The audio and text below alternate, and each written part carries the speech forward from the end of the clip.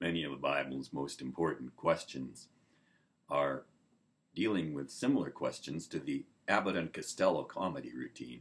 Who's on first?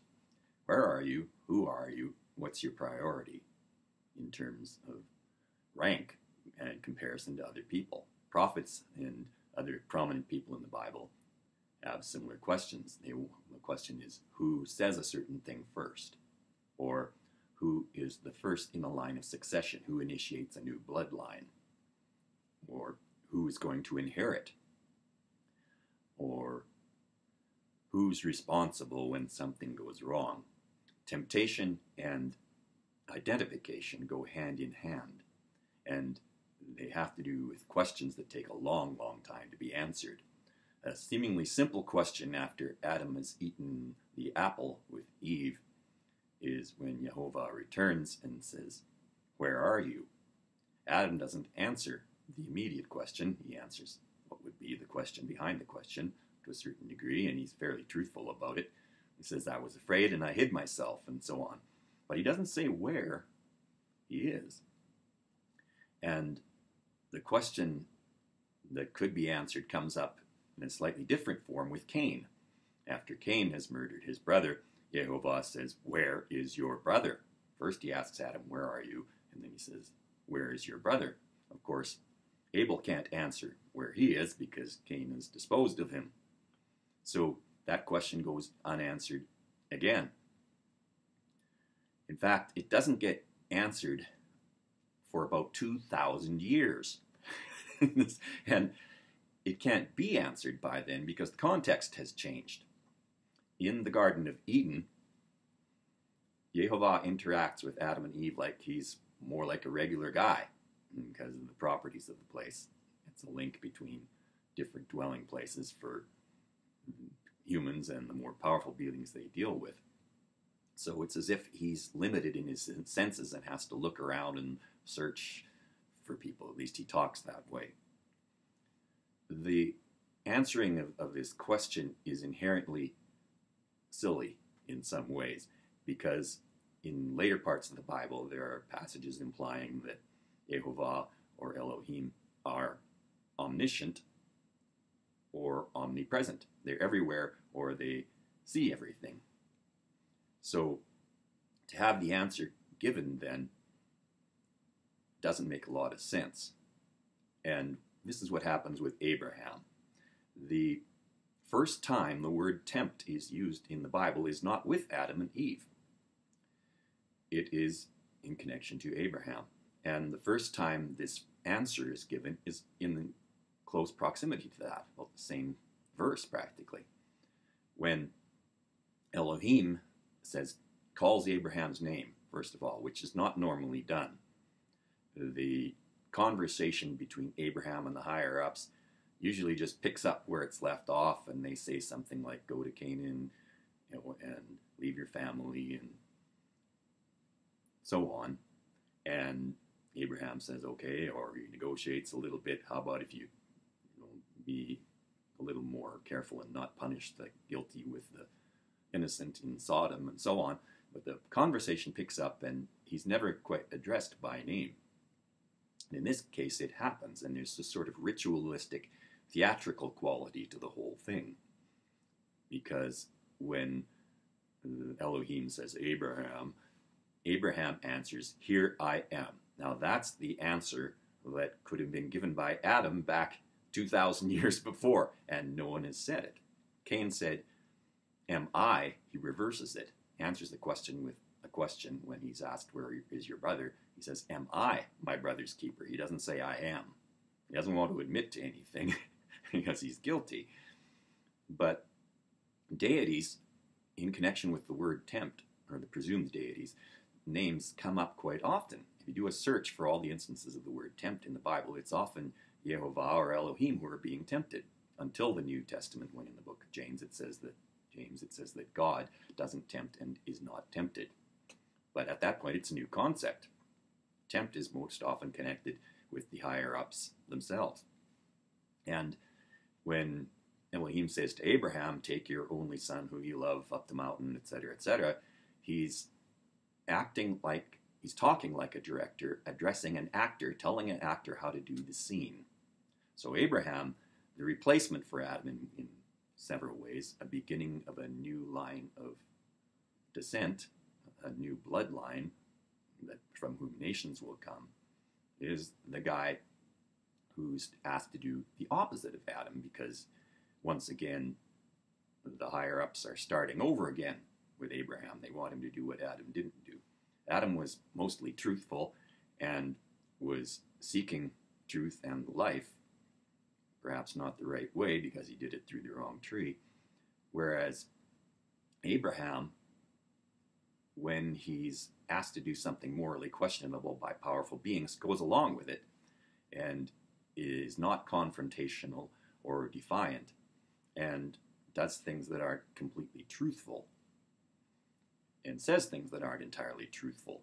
He could say something that would be like Adam, because technically Adam and Eve are genetic twins as far as I can tell of each other, so that they would be brother and sister. And Abraham is the half-sister of Sarah, so he's similar. But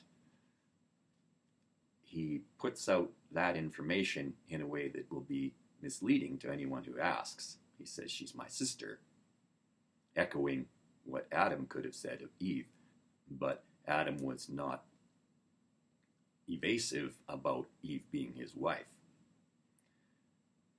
Abraham is asked to do three things that are like Chronos in Corey's Ancient Fragments. He's asked to cut himself off from his father. He's asked to look the other way when powerful entities want his wife.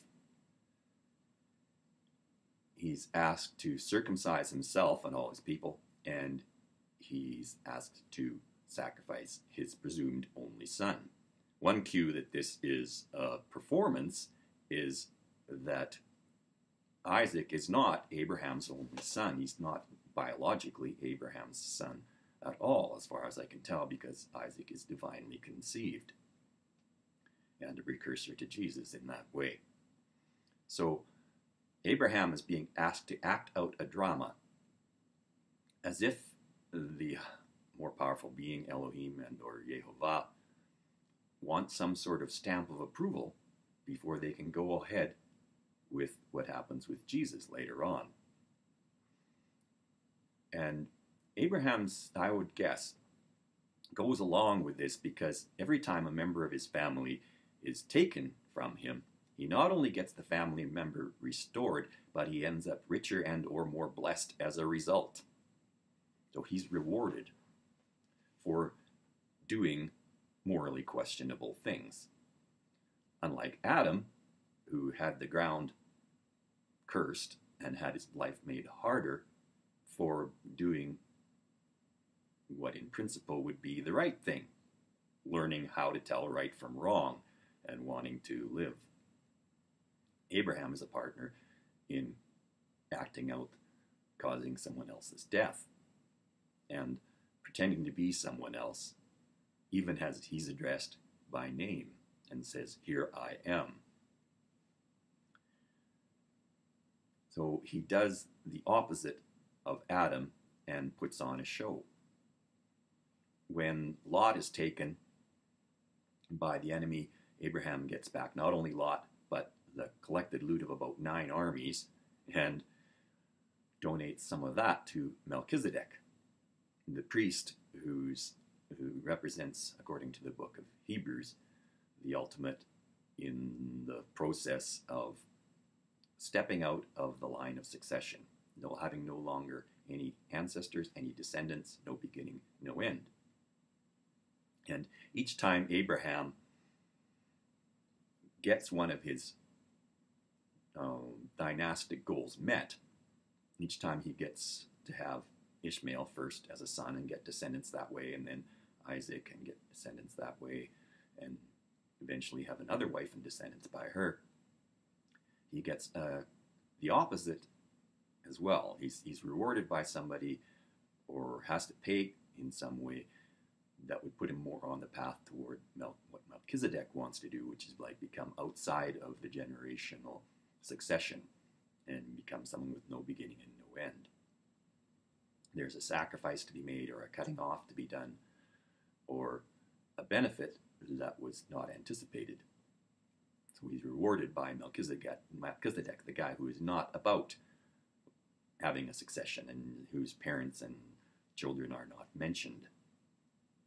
So this is a duality to the whole thing. On the one hand, he gets all this huge family. On the other hand, he seems to be blessed by the guy who is following the path where you don't have a family. So that really puts in question who Abraham is. And he has his name changed at one point as well, which puts him in another role. So every time, or very often at least, when someone says, "Here I am," they are not really who they are supposed to be or who they once were. When prophets are called, there's often a "Here I am," as with Samuel and Isaiah. And when Samuel's called to be a prophet, he doesn't know who's calling him, and he goes and runs to Eli and says, "Here I am," 4 times before Eli tells him that there's a protocol and there's a certain way you're supposed to answer when you get this particular call, because you're being called to be a prophet. You're called to be the who's on first, the guy who says things before other people do and learns other things before other people do.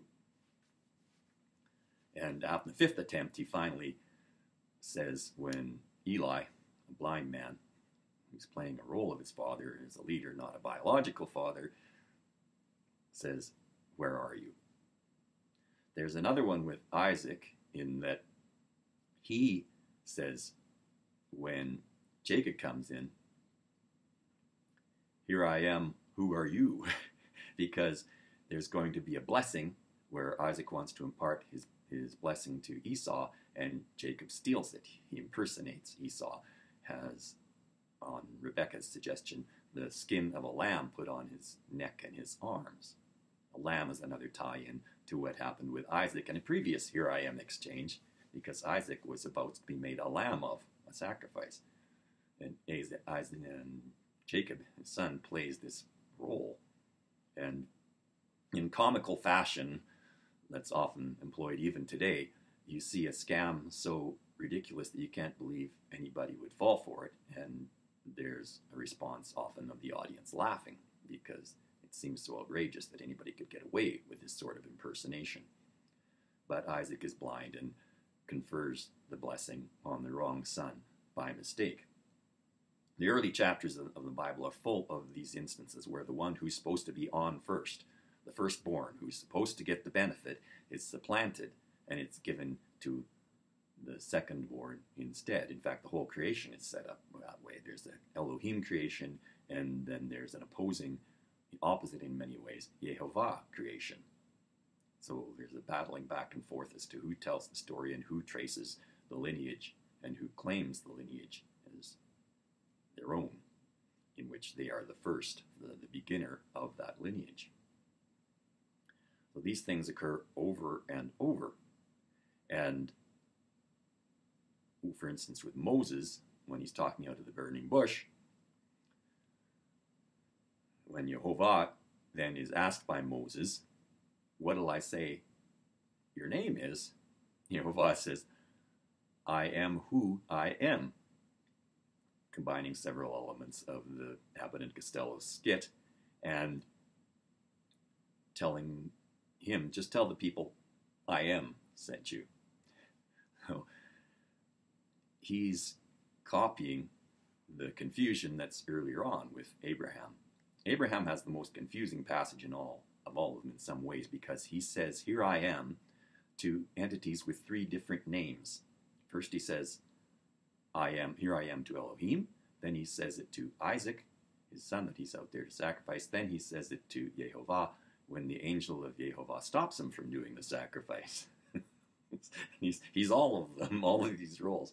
And there's no way there should be this sort of confusion, in that at this point Isaac and Abraham have been traveling together for days. They're the only people around. They know exactly where each other are.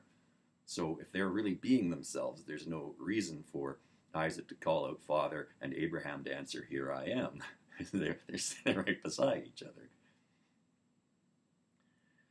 So all of these exchanges then have to do with, usually there's something wrong about to be done. And Abraham says, well, I'll go along with this, but I'll talk like I'm playing this role, therefore I'm not really doing it. It's kind of like saying, I'm not really Sarah's husband when I tell people it's okay, she's my sister. And this playing and evasion of responsibility is not something that should be done by a responsible power. If these are subject to temptation, and in some ways they are imposters, according to the book of James, at least, when he says God in the New Testament under a different name. It's Deus rather than Elohim or YHWH. God is not supposed to tempt or be tempted. So either God is changed, or God, as depicted in the Old Testament, was not really God or a God at all.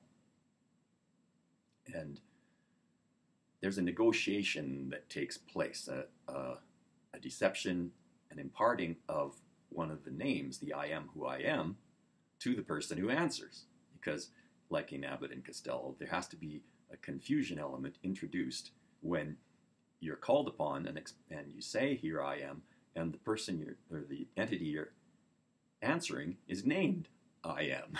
So it's putting yourself in the role of the one who is often tempted or doing the tempting. And that implies that there is some power, some responsibility involved in the person answering. Even that, in fact,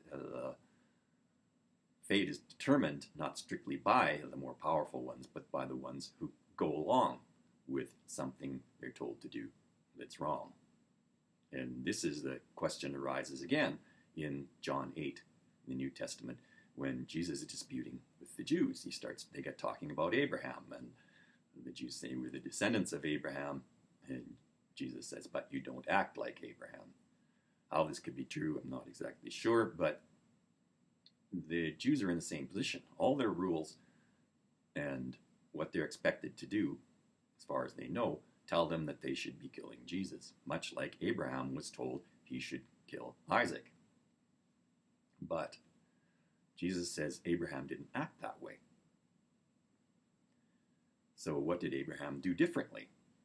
Well, apparently he rejoiced. He was happy to see Jesus arrive, which could refer, I've talked about this in an earlier video about Melchizedek, that if Abraham became a priest of Melchizedek, became timeless, then he would still be around in the time of the New Testament and could therefore witness Jesus.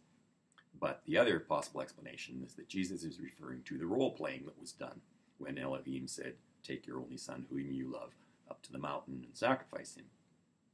Because then Abraham would have known to some extent that Isaac was someone he should rejoice to see, because he was born after a long time of anticipation of his arrival, thinking that he would never have a son. And he had a big party, at least at the time when Isaac was circumcised. They had a big feast, which implies that Abraham might have rejoiced. It's fairly plausible from the text that would have been the case, that he would have been happy to know that Isaac was going to arrive, because he laughed when he was told he was going to have Isaac as a son. And Isaac is named Laughter, and that seems to be really the key to understanding much of what all of this is. It's like an extended joke that runs all the way through the stories of these pivotal people in the Bible who have to do with the beginning of a new lineage or the escape from a lineage. So Jesus, in his dispute with the Jews, says that he tries to one-up. He becomes the new who's on first, because the discussion is all about Abraham. And eventually the Jews asked, how could you see Abraham? And Jesus says, before Abraham was, and here comes the big phrase again, I am. So now he's claiming to be the chronologically first I am in the Bible, even before Abraham, because Abraham is the first one to say I am when he says, here I am. So as for how this plays out then, there's a cost for wanting life. This is what Adam pays when he's disobedient and takes perhaps the wrong path, but at least is trying to find truth and life. Adam seems to live a very long time. The Adam from chapter 2, we're never told how old he is when he dies. So it's possible that he was given some sort of long life. Maybe it wasn't healthy, maybe it was undeath from eating the tree of knowledge of good and evil. But in terms of saying that it was a temptation, I think that's exaggerated because the word tempt is not used. They were beguiled. Eve was beguiled, lied to get to eat from the tree. And in the stories of these women who have divinely conceived children in the Bible, it's not like they line up and say, no, please, I could have children of my own, but I want to have those of this powerful being instead. The women who have these children are told they're having the child, or they're not asked, and they can't have children any other way in many cases. So it's not like their first resort. It's not like they want to be who's on first in having a divinely conceived child. It's a last resort, which says something about the character of these beings, that women don't want to have their children, even despite all of the presumed rewards and esteem that comes with doing so. So we're in a position today where people, in looking at how they deal with authority, have to choose between the Adam way and the Abraham way. Do you disobey when you're told to do something that's bad for you? Or if you want to live, you have to do something at least other than what you're told. You have to seek out a new way that you don't know necessarily exists. Like the tree of life, they aren't told, Adam and Eve, that it's there.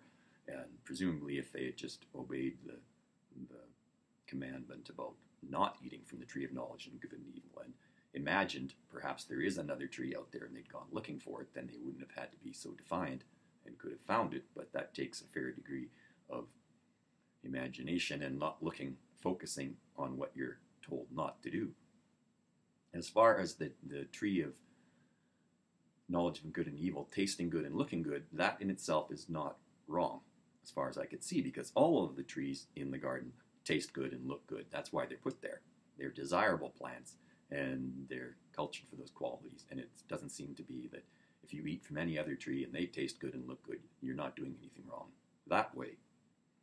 So to say that Adam and Eve were tempted by the appearance or the taste of the fruit would be not correct in my view.